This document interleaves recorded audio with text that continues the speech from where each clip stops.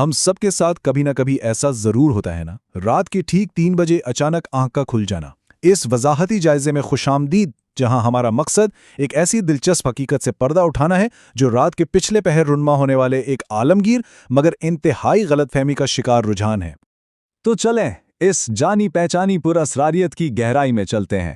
رات کے بیچوں بیچ اچانک نیند کا ٹوٹ جانا، جا کر چھت کو گھورنا اور ذہن کا بالکل خالی ہونا۔ اکثر لوگ اسے محض بے خوابی سمجھ کر نظر انداز کر دیتے ہیں، لیکن کیا یہ واقعی صرف نیند کا مسئلہ ہے؟ اور آج کے دور کا سب سے بڑا جال کیا ہے؟ جیسے ہی آنکھ کھلتی ہے سیدھا فون کی طرف آ جاتا ہے، اسکرین کی نیلی روشنی میں کھو کر بغیر سوچے سمجھے اسکرولنگ شروع ہو جاتی ہے۔ ذرا سوچئے، اس طرح دراصل ایک بہت بڑے حیاتیاتی اور روحانی موقع کو مکمل طور پر ضائع کیا جا رہا ہوتا ہے۔ حقیقت تو یہ ہے کہ رات کے ٹھیک 3 بجے کا یہ بیدار ہونا کوئی اتفاقی حادثہ بالکل نہیں ہے۔ دراصل یہ انسانی جسم کا اپنا ایک قدرتی الارم کلاک ہے، جسے کورٹیسول نامی ہارمون کی سطح میں ہونے والا ایک خاص اضافہ متحرک کرتا ہے۔ یہ ہارمونل تبدیلی باقاعدہ ایک دعوت ہوتی ہے، ایک خاص کیفیت میں بیدار ہونے کی۔ اسے سمجھنے کے لیے دن کے وقت کے دماغ کو دیکھتے ہیں۔ دن میں جب دماغ بیٹا ویوز پر کام کر رہا ہوتا ہے تو یہ بالکل ایک انتہائی شور مچاتے، بے ترتیب اور بھاری ٹریفک والے مصروف شہر کی طرح ہوتا ہے۔ ہر وقت خیالات کی بھاگ دوڑ، مسلسل تجزیے اور شور، بالکل ایک ہنگامہ خیز کیفیت۔ لیکن کمال کی بات یہ ہے کہ ٹھیک رات کے 3 بجے دماغ مکمل طور پر اپنا گیئر بدل لیتا ہے۔ یہ ایک دم تھیٹا اور الفا ویوز کی دنیا میں چلا جاتا ہے۔ وہ مصروف اور شور والا شہر اچانک ایک پرسکون، ٹھہری ہوئی اور گہری جھیل کی شکل اختیار کر لیتا ہے، جہاں خیالات میں ایک عجیب سا گہرا سکون آ جاتا ہے۔ اور یہاں ایک اور حیرت انگیز چیز ہوتی ہے۔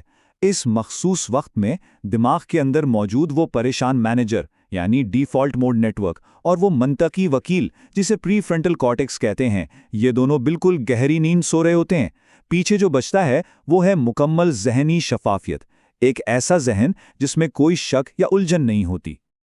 اب جو بات واقعی رونگٹے کھڑے کر دینے والی ہے وہ یہ ہے کہ آج کی یہ تمام تر جدید نیورو سائنس ہو بہو ان گہری باتوں کا عکس ہے جو 1400 سال سے بھی زیادہ عرصہ قبل قرآن مجید میں بیان کر دی گئی تھیں۔ یعنی رات کے اس پہر کی یہ طاقت کوئی آج کی نئی دریافت نہیں ہے، بلکہ ایک انتہائی قدیم حقیقت کی سائنسی تصدیق ہے۔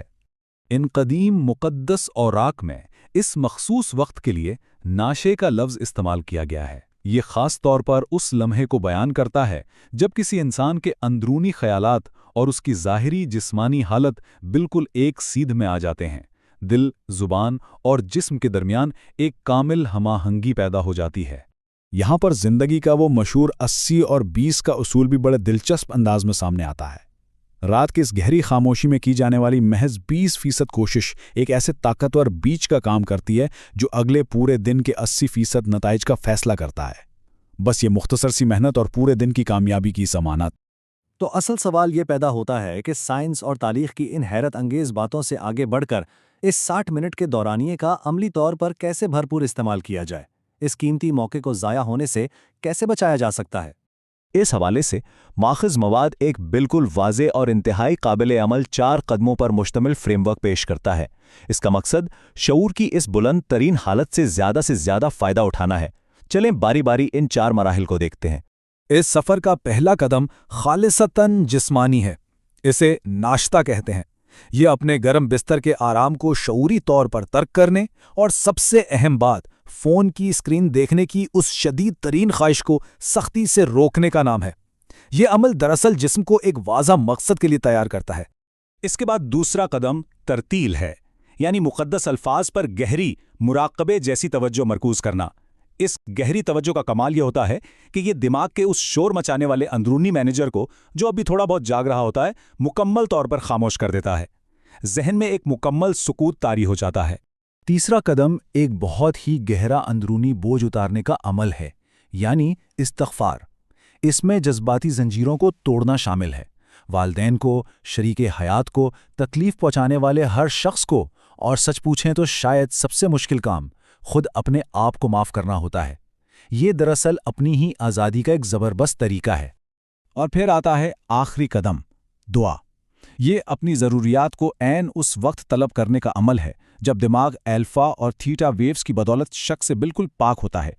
یہ ایک کامل اور منطق سے بالاتر یقین کی حالت ہوتی ہے۔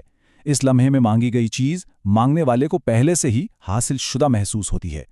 अब उन 4 मराहिल पर अमल करने का नतीजा महज कोई मादी दौलत जैसे कोई शानदार गाड़ी या बड़ा बैंक बैलेंस नहीं होता, बिल्कुल नहीं। इस सफ़र का जो असल इनाम है वो इन तमाम दुनियावी और मादी चीज़ों से कहीं ज़्यादा कीमती और अनमोल है। इस सारे अमल की हतमी मंजिल दरअसल मुकामे महमूद तक पहुंचना है। ये शऊर की एक ऐसी बुलंद तरीन और बाबरकत हालत है जो इंसान को इसी दुनिया में रहते हुए एक बेपनाह और गहरा सुकून अता करती है। और सबसे खूबसूरत बात यह कि यह हालत इंसान को दूसरों के लिए एक जीती जागती रहमत में बदल देती है। तो ये सब कुछ हमें एक इंतहाई ज़बरदस्त और सोचने पर मजबूर कर देने वाले सवाल पर ला खड़ा करता है।